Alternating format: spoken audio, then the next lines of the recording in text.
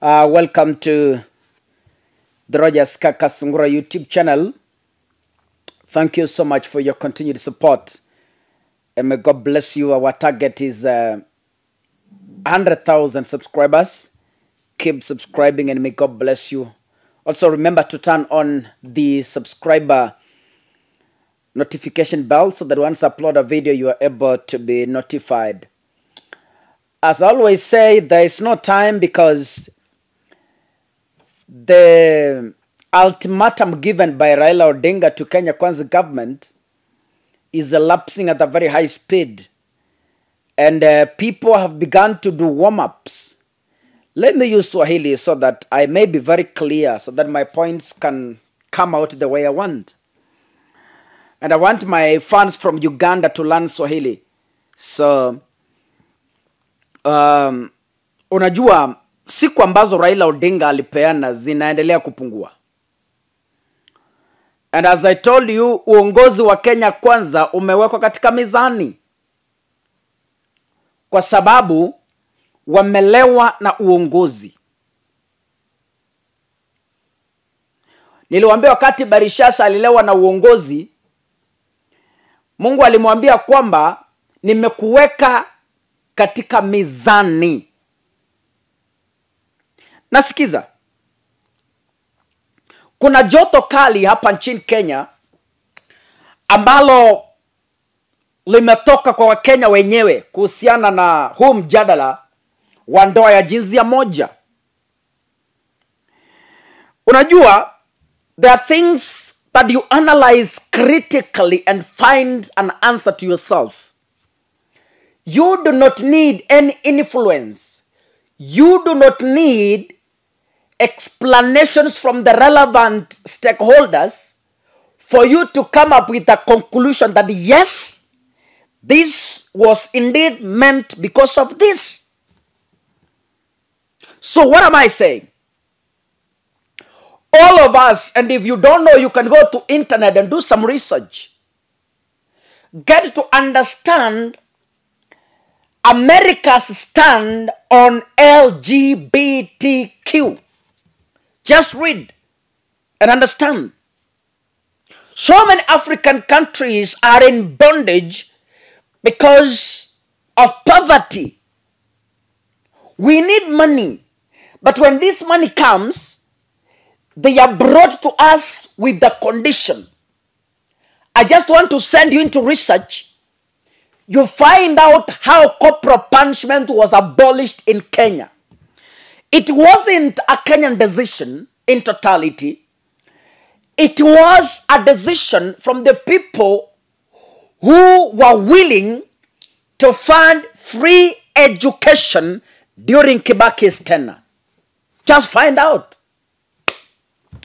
We have IMF Bank, which has loaned Kenya. And you know IMF came with a number of recommendations that the Kenya Kwanza government must meet for it to give them cash. Among them are the things you are seeing as going through. I don't want to repeat because I've in several times spoken about this. Now, ladies and gentlemen, wakati unataka kumzungumzia mtoto, jambo la kwanza, make that baby a friend by either kumpatia peremende or enticing that baby with whatever that baby loves. Once you do that, you become a friend of that baby. And then whatever you are going to tell this kid, it end up through because first metengeneza urafiki. African countries and especially Kenya are poor countries. They are desperate for cash. So when they are desperate for cash, and you know, the current government in power is a historic government. Why? Iko na njaa kubwa zaidi kuliko serikali zote tumeona hapa nchini Kenya. Wana njaa kubwa sana ya pesa. Yaani wanajaribu kila wawezaro kupata misaada. Hata kama ni kuua Wakenya wote. bora apewe pesa ya kufanya safari za ndege, ya kufanya services na kuemploy watu ambao wanafanya fasting in State House. But you know, people do not understand what State House is. Wewe unajua nani alijenga State House? Lakini unajua kuna vitu wa Kenya we don't want to do research and understand. Ati muna employ my intercessor State House, hata amuelewi under which foundation State House was built on. Hamuelewi. Ninyi mnajua ni akina nani walijenga State House? State House ilijengwa na wakoloni. Na hao wakoloni walikuwa na mila zao na tamaduni ambazo they buried in those land. Lakini nyinyi tu hani ya mwiliwi. State House iko na sheria zake which you can't break. You know, wacha tusemezane ukweli. State House ilijengwa na wazungu. Queen Elizabeth, she has spent nights in State House ya Kenya. Right now as we speak, Kenya cannot build a new State House. It will never happen. Why? Because the State House currently in Kenya iko na sheria zake. Hani nyinyi mwiliwi. But that's not the topic. That's a topic for another day. And I will make you understand what I'm explaining. Now, back to what I was saying. Kuna shida ambazo wa Kenya tunapitia, not because we are supposed to go through that problem, but because we have been forced into those problems by the Western countries. And we have no otherwise, because our leaders want money, wakule, and fund some projects. You know, today, the US ambassador to Kenya, and maybe I was told by those people mentor me and told me, you don't need to respond to non-issues. If those issues don't touch you in a way that is true, don't respond. Now, today US was forced to respond on LGBTQ in Kenya. It had to respond. But then, kuna watu ambao wamejipata kwa shida, how they will be explaining to America why they had to make that decision after some agreements. Najua, the US ambassador to Kenya alisema, the 16 billion Kenyan shillings that was given as relief food to cushion Kenyans of drought is not any way connected to the passing of LGBTQ in Kenya. It was not cash meant to influence the legalizing of LGBTQ in Kenya. But just go and lie to kids. This is something you can see by yourself, by your naked eyes. But then, US imejitoa katika hiyo ngori. But when you analyze the statements made by the ambassador, it tells you all is not well. I'm going to play that interview later on. Hey, kakale, I'm twanging in English. Jesus Christ. Later on. What? Anywho, let me tell you this. Ukisikiza vizuri matamshi ya the US ambassador to Kenya, with a third eye, of course, which I've always told you, you conclude that all is not well. Let me tell you this. First, amesema that you understand America's stand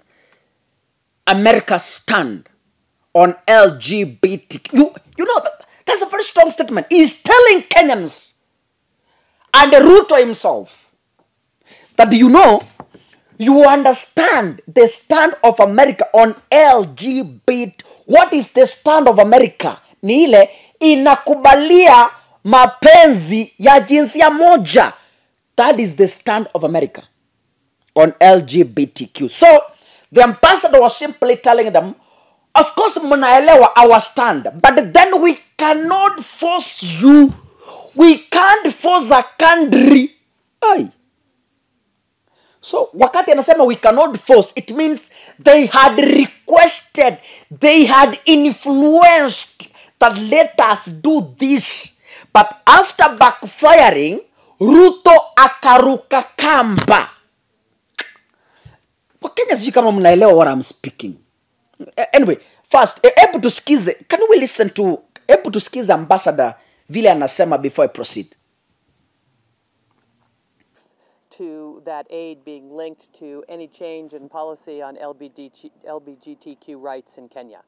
Our view is every country has to make their own decisions about LGBTQ rights. In the United States, we probably have a different position, which is we view LGBTQ rights as human rights.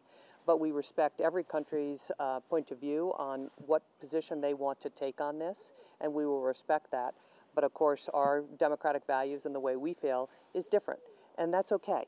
Countries have differences. We have a very strong working relationship over many years, and I think the Kenyan government probably knows the U.S. perspective. In fact, I know they do, but we also respect Kenya's right on this particular issue. But I want to underscore there is absolutely no linkage at all between that food and drought relief and Kenya's stance on LGBTQ. So thank you. Thank you for asking. Now, ladies and gentlemen, that is the ambassador herself. Umesikia vile amesema. I want to analyze her statement and you get to understand. I want you to internalize her sentiments. She's saying that you understand America's stand on LGBTQ. We cannot force a country. Every country has its own decisions. Yani she's like, yani unaona, umai weka ombi somewhere, or let me give a practical example. Umewahi enda kukopa pesa kwa mtu, na huyu mtu akwambie, at you know, sina pesa. What do you respond? Unasema, okay, ni sawa, it's your decision. Yani unajirusha tu, unasema, it's your decision, otherwise I was not forcing. Yani kama umeninyima ni sawa. You see? So, America had put a request or had put a demand on Kenya that legalize this. But because there was an uproar, but because there was protest, but because there was resistance, mahakama ilipitisha to test the waters, ika backfire. Once it backfired, Ruto akasimama in public akakataa. Once amekataa, America through its ambassador imesema sasa ni sawa tu, yani okay, yani mumeamua ni sawa, we can't force, yani ni sawa, tutawalazimisha. That tells you kwamba they had earlier on initiated the talk. Amwelewi kitu. Sijui, I don't know. Sijui niseme nini. Yani, umaieleza kitu mpaka unajisikia kwamba the people you are explaining are not understanding anything. Yani, it's a confirmation to us. The statements made from her is a confirmation to us that US sasa yani, okay, tuliwaambia, but sawa. Kila country iko na stand zake, kila country, okay, ni sawa, we can't force, you know. So, yani ni ile, she has come out to give up on what they had earlier on suggested. Let me give you a practical example once again. Umaikatia msichana. You seduce a girl. Then this girl, unamseduce for almost 1 year. Unamseduce kabisa mpaka unaona ako karibu kuingia box. So one day, umnunulia a gift. In return wewe ukifikiria kwamba labda atakugawia mali kidogo. You just unamulia gift kubwa, hata ni ya 10,000 unamchukulia. Yani wewe in mind unasema hii nayo nikimpea nimefikisha kwa kona, she will at least atashusha bendera. You see?